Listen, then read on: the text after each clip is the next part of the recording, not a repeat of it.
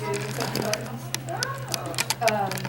So type and everything just like normal. Once you find the mouse on there, it can be on that screen. But you just flip around until you find it. Are you not going to be with us? No, I'm staying. I'll sit. Okay. Okay. So I'm gonna leave you in the good capable hands of Deanna, who did much more work than I did to get this going. He told me this last year. That's how I Okay. remember it. Oh, I'm glad you did, dear. What are all these pictures? What's going to be the theme today? Okay, It's very good. Okay, let's, about guy. okay, I'll introduce it that way, then you can introduce yourself. I have to send email real quick. That's what I need to do. Just send my email. Mr. Sullivan. Yes.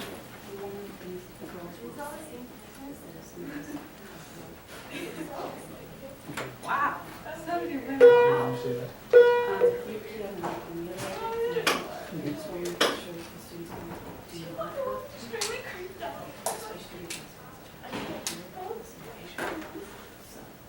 We haven't had class yet. It won't take a peep. There's a key. There's no peep. The key won't work, it turns into a dash. Okay. I don't know. Try typing on that one real quick. Hey guys, can I take over here really quick? Eric, are you here? Just look up here to control the mouse. It'll move on this screen. It won't move on that screen. Oh, it won't? No. 'Cause Okay. he has a double screen. Here, do you want me to click on it for you? I'm click on it. Dan, are you here? Yeah, I'm right here. Michaela? Work? Yeah, that'll be work. Yeah, where are you? Here, I can move it over for it. She's not here? I'll tell him. At the beginning. It's okay. Okay, Jackson? Yeah. Okay, Sarah? Yep. Ashley? Hey, Bailey? So we'll just go in right Bailey, spot. McMasters? You see the dash? Julia? It's just a fuzzy dot. Andrew? Yep. It's Lacey? really hard. Lacey? She went to the back. Okay, Danielle? Yeah, let's Hey. email over here. Hey, Jer? Hey, School. I still here. there you are, okay. No. Senior project. Okay, we'll wait to, Mr. Wilcox's class comes in. Okay. Save my seat. Did it go Z? Yeah, she got it. Okay. Hey, Neil's not gonna be there. Can you mention the fact that we are really, it's not a presentation of one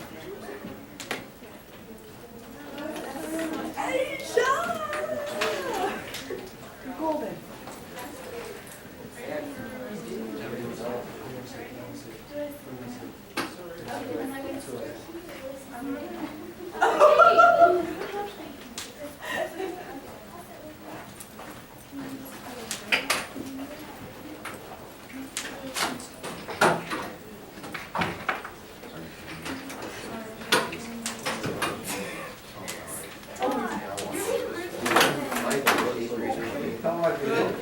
Hey, there's a stop right here for me.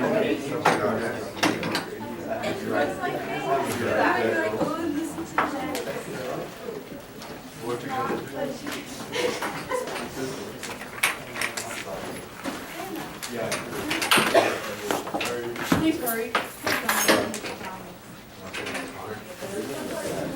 Yeah.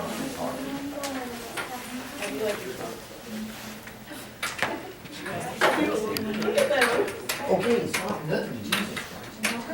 Class, we have a delegation from Palmer here today to speak about a very sensitive subject. And if you have special feelings about this, and you don't want to listen to it, you may go to the library. So this time I'll have the Palmer delegation introduce themselves. Okay, so I'm Haley. And I'm Taylor Prince. Okay, so like you said, it's a really tender subject, so you guys can feel free to leave whenever. It's not. Don't want to hurt feelings. Or Yeah. This is a really hard subject, so we do understand. We understand you guys last year around the same time had a similar incident. So yeah, just feel free to get up and leave. And So does everybody know what the topic is? Okay, so let us back up. Okay, so it's Kai, if you haven't noticed. It's Kids Against Injury, and we'll go into it, but it's a suicide prevention topic. And so, So Kai Ledgerwood was his name. Our sweatshirts say Kai on them. So our sweatshirts, we're using his name, and this is actually how it spelled it, and she actually thought it would be cool to use his name as kind of our logo for Kids Against Injury, because ultimately that is how he ended his life. He hung himself and ended up committing suicide. okay, so like I said, it means Kids Against Injuries, and it's not just suicide prevention, it's all the bullying and all the nasty Facebook messages and just everything in general that puts everybody down. That's what we're trying to prevent. Who is Kai? Well, he's a kid on all of these posters, and he was a senior in Almaroy that committed suicide.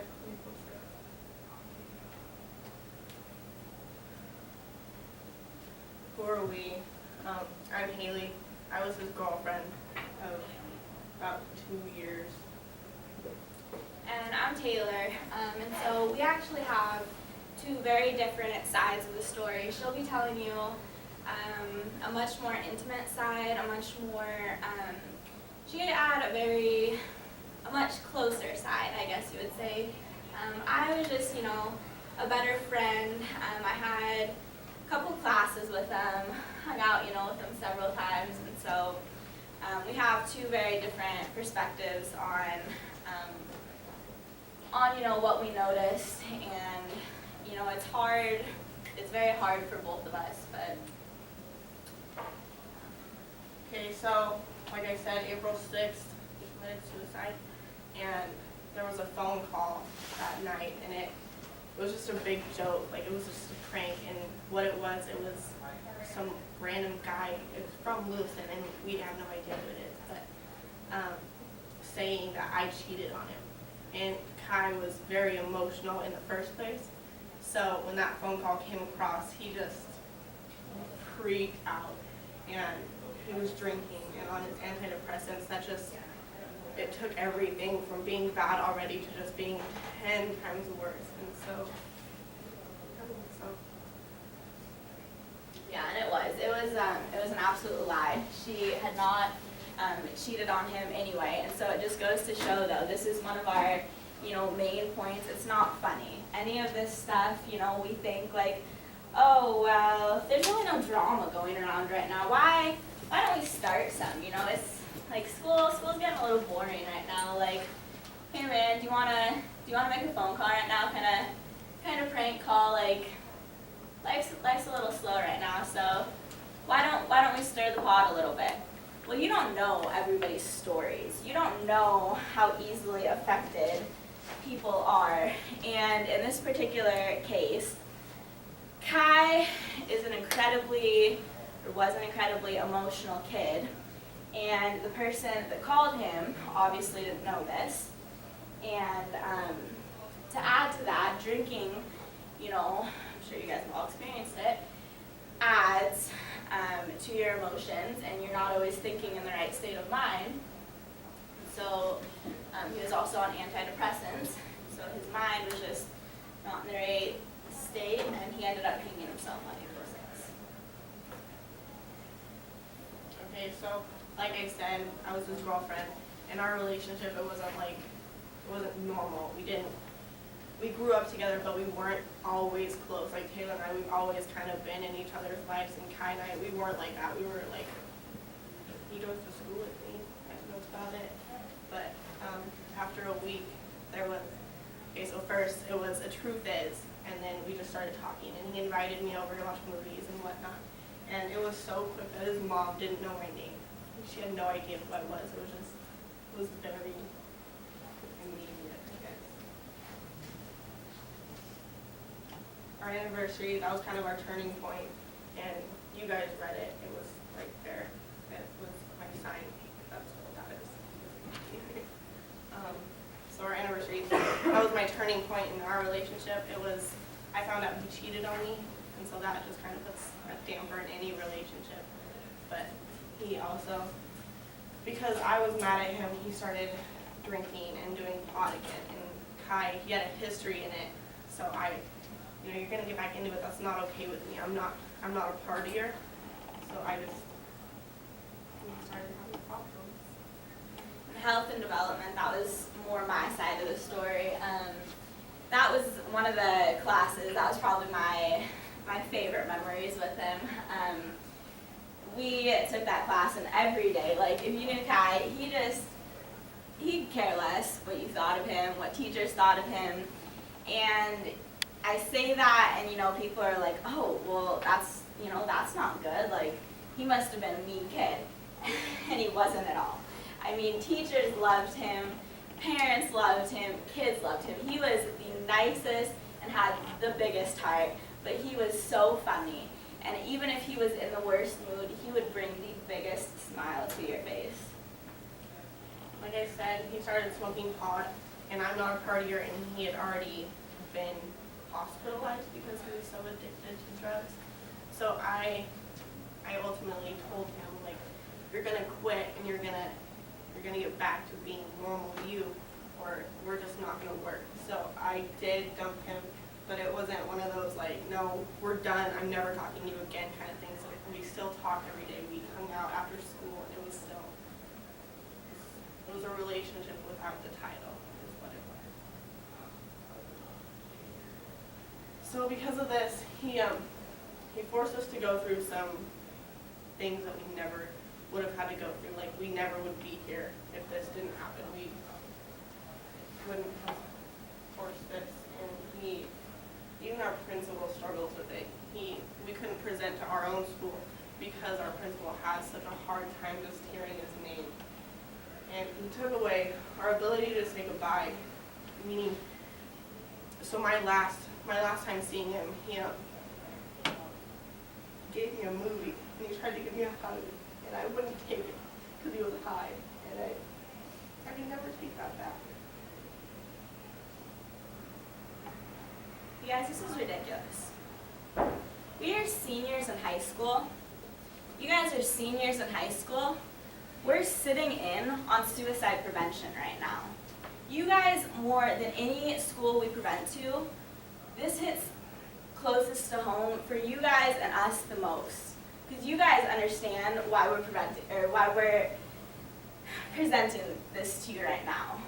Our entire school, and I'm sure you guys' school, understands this so well right now. Like, bringing up Kai's name is a sore subject. It's just like, well, I wonder if I should say it. This bear right here, she sleeps with it still every night, right? Like, still every single night, just for comfort. I personally wasn't able to say goodbye to him. I wasn't able to say, Kai, please don't do this. Like, you don't think you're loved? You don't think, like, people care about you? You don't think people want you around, but we do. We love you so much. There was so much I would have told him if I could have, but I wasn't able to. This is our senior project, and this, trust me, we would not have been here if it was not for this. And so, we are here to lower these numbers and to help you guys understand the severity of this and just to lower these statistics. So in Kai, he was one of those kids that just, he was in school, but he wasn't one of those like super nerds who tried really hard, and he wasn't just one of those like dropouts. He was just a regular kid. But when it got like close to, so like end of March, he just quit, practically gave up, and you could see it. And he had bruises. So Kai, if you haven't seen, he was pretty full of acne. And so with me, I looked at it and I was like, oh, you're breaking out, you must be really stressed or whatever, but it wasn't. You looked close and you could see the lines where he cut. And he had all sorts of cuts. He cut his stomach one time right in front of me, and it was the worst thing I've ever been through.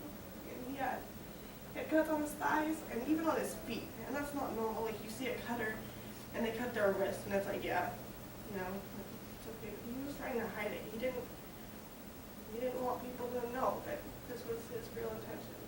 And like I said, he had terrible mood swings because he was on pot, doing pot and on antidepressants. His mood swings were so drastic. One minute you'd be laughing like it was the best day ever, and the next you were the worst person in the world. He was one of those kids who had been talking about it since like 6th grade, and then when it came up to it, he didn't talk about it anymore. He was fine, and it wasn't even a consideration, and that was a huge sign that nobody noticed. Yeah, that's exactly it. Like, all those things she has just mentioned, but the biggest thing, I mean, you know, and she had noticed so many more of these as his girlfriend, because to be honest, Kai wasn't the kid that everybody, you know, paid so much attention to in school. But the biggest thing that I noticed is he was crying out for help. He was, and nobody paid attention to him. It was like he was suicidal, and everybody knew it. If you didn't know it, you just weren't, like, connected to the world. Like, it was, I don't know how you would not know Kai was suicidal. He had been checked into a psych ward before. Like, you knew it. And so when he the biggest, like, just, I guess, indicator that, my biggest indicator, but I did nothing about, was when he was done talking. It was just like, he had cried wolf, but then he was done. It's like, okay, the world's given up on me, so I'm giving up on the world. He was done talking, he was done.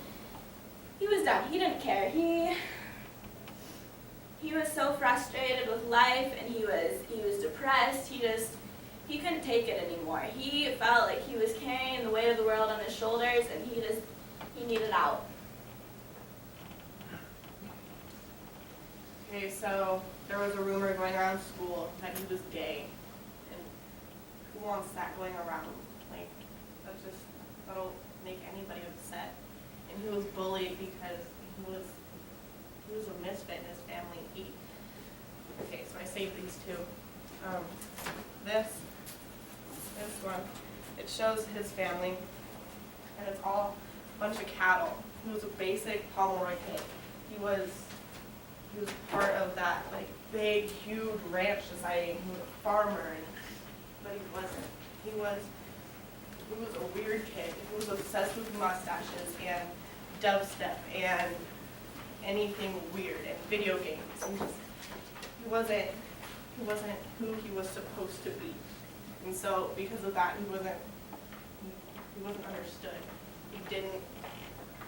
People just looked at him like, why aren't you like this? Why aren't you normal? Why aren't you like everybody else? Because he belonged in a big town. He got stuck in Pomeroy. And like I said, because of the pot, we had relationship problems. And so that caused him to have parental problems, because when he was into something, we put his whole heart into it. It was all or nothing. And because we were struggling, he took it out on his parents. Like, we're not happy, so you can't be either. And so they actually kicked him out and made him move with his grandma, who he loved, so it wasn't really that bad. But so that happened. And then he was going through a lot of school stuff. He was a senior, he had a month until he graduated, and he didn't go through that. So he had the principal on him, he had the counselors on him, he had every single teacher on him, and that just built up. And that, yeah, I just really just want to lay it on you guys. Like, if you guys are feeling so stressed, because this is such a stressful year, I mean, like, you know, and you're depressed because whatever, you know, you're feeling like a financial burden because we're going off to college, and college is so expensive. I think I read, like, it's like expected to go up like 17% or something. I mean, that's crazy, you know, and you know, parents are trying to like support us or whatever. Our grades suck, you know, when we're trying to get into college and all that stuff, and we just feel all like this huge burden of whatever. Your home life sucks, any of that stuff. There is so much help out there, and you know, we will get to that in these next slides. You just have to ask. People do want you around, and you just have to reach out. So afterwards, like I said, it's a sore subject. You don't bring it up. Like Taylor and I will talk about it, but you can't just go up to some random kid in the hallway and be like, yo, I don't know. I can't do it today. Like I'm wearing a shirt and it's awful. I can't do it. That's not okay. That's not accepted. And that's not okay. There's a lot of finger pointing. Because I broke up with him, I had a lot of like, oh Haley, you know, he wasn't stable in the first place. Why could you just leave him? Like this is all your fault. How could you do that to him? And because of that, you're filled with so much guilt. Like, yeah, you know, I was the last person to talk to him. He did tell me he hated me and that he never wanted to know me. And yeah, it really was my fault. Maybe I shouldn't have broke up with him. And all of that leads into the what ifs. Like, you know, what if I didn't dump him? What if I texted him back? What if so many things. And in the end, it's really, I would have done anything I could to help him if I knew that it was going to lead to this, but I couldn't make that decision. Once it was in his head, it was there. It's not my choice. Yeah, absolutely. And you guys especially, like, none of this is your fault. None of this. Like, absolutely could not have been changed. Once somebody gets the idea that they're going to kill themselves and go through with it, I mean, not just, you know, the idea that they're depressed and, like, trying to kill themselves, but absolutely are going to go through with it. It's not your decision, and, you know, say they do commit suicide, none of that is on you. You cannot take any of the responsibility for it because that is a lifelong burden you are going to carry, and it is not your fault. It is not any single one of you guys' fault.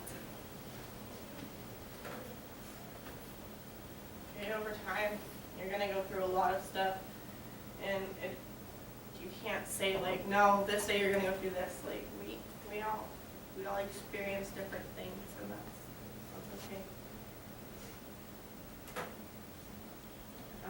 There are the 5 stages of grief. Denial, like no, really, it's not real. This is all just a joke. Tomorrow we're gonna wake up and it'll all just be gone. You're angry, like you're angry. Why did this happen? Why is this happening to me? Why didn't you leave? And whatnot. And bargaining. You're like, you see it on the movies. Why can't they come back? Why is this so permanent? And depression, obviously, you're just sad. And then finally you'll accept it. But for me, I went through it really quick. The first day, it was like a span of 10 minutes that I would hit all of them. Just 1 minute, I'd be like, yeah, you know, whatever. And the next minute, I would be screaming at somebody because I didn't understand.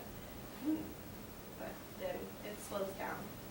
Like right now, I'd say that I'm in the bargaining stage, and that's the hardest one, I guess. Everybody, you're so like thinking that it's gonna go back, and so you're not accepting of it, so you bring it up more, and that makes it harder for everybody else. Tired, like I said, you want to sleep it away, make sure that it's not a dream. Here with me, they said that I couldn't cope with it, so I have night terrors, and if you guys don't know what that is, it's a nightmare that you feel. So like if I get shot one time, I'll wake up and I'll feel it. And I don't know, that's my body's way of coping, I guess. You're angry, like I said. Why is this happening to me? Like this, it's happening in big towns. We're not dinky 37 class kind of place. You're hysterical.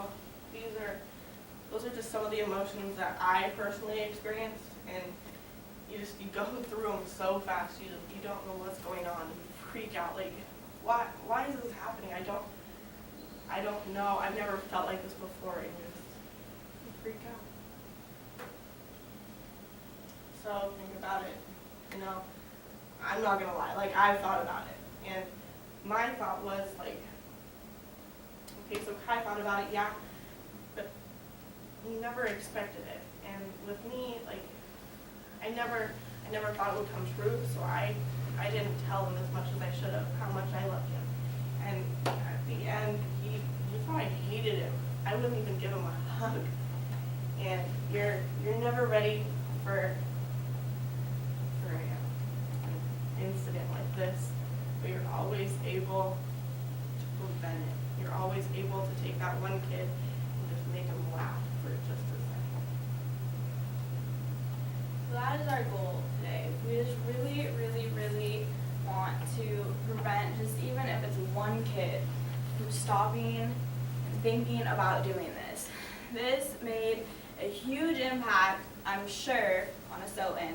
It made a huge impact on our town, you know, and especially, you know, on us. And you know, nobody is ever ready for this. And once it happens, there's no second chances. This is not a thing where you go to a party in high school, you get in trouble for it, you know, you get a slap on the wrist, they're like, okay, you're suspended from sports for 2 weeks, shame on you, you know, you're grounded, your phone's taken away, that was a really, really bad idea. It's not like this. Kai committed suicide, he's gone. He is never coming back. There's nothing Haley and I can do about it. We can't pray, you know, and like, please bring him back there. He's never coming back. He is gone for good. You know, over time, yes, things are going to get better. But it's like, once they're gone, you're dealing now with what we're all dealing with. Did they know how much they loved, or how much they were loved? You know, did they know, just did they know, I guess is what I'm trying to say. And so how, we as a group, how can we change that? How can we stop and be like, okay, so they've been preaching to us like, he's gone, you know, yeah, that really, really sucks. Like, I'm really sorry for everybody's loss here, but what can we do? Okay, so what we're trying to do is, we're trying to make a change, obviously, that's why we're here, we're not just like preaching like, yeah, we did it, congratulations, there's a lot of kids that do. We're trying to make a change, and what we're trying to put out is to make somebody smile sometime. So, I really like your scarf, that is super adorable, and I love your hair. I've been looking at it like every 5 seconds. And it just, I don't know, there's always that one chance to... You pass somebody in the hall, it doesn't even have to be, you know, a compliment like a visual thing. It doesn't have to be what they're wearing, you know? It could just be your attitude yesterday was phenomenal. The way you uplifted that person during that workout, you know, that was so great. Or that presentation you gave the other day, you know, never thought you would be able to do it. Like, it can be absolutely anything. Or how about, you know how cyberbullying is a huge thing right now? How about we do the opposite? How about that kid that never gets talked to at school? How about we get on Facebook, or I don't think anybody uses MySpace anymore, but how about we get on, and how about we're like, hi, you know, Mariah, or hi, Sarah, or whoever's name, and how about we talk to him? How about we talk to him at school? How about we sit by him at lunch? How about we just make that one person that we wouldn't usually smile, laugh, feel accepted? You would be absolutely amazed by the number of kids Haley and I have talked to recently that are just like, yeah, I've thought about killing myself because I didn't think anybody, you know, liked me or wanted me around, or I thought I was a nuisance. Because nobody talks to them. People call them fat. People call them ugly. They think they're a burden at home. Well, of course, I probably would too. If my mom was like, Taylor, you're such a piece of crap, why don't you just go crawl in a hole and die? Yeah, I would too. But if that one person at school stood out to me and was like, Taylor, do you want to hang out after school today? Taylor, would you like to, go out for lunch today, like to Arby's and grab a sandwich or something? That one person would probably make a difference in my life. So why does this matter? 24% of high school kids have thought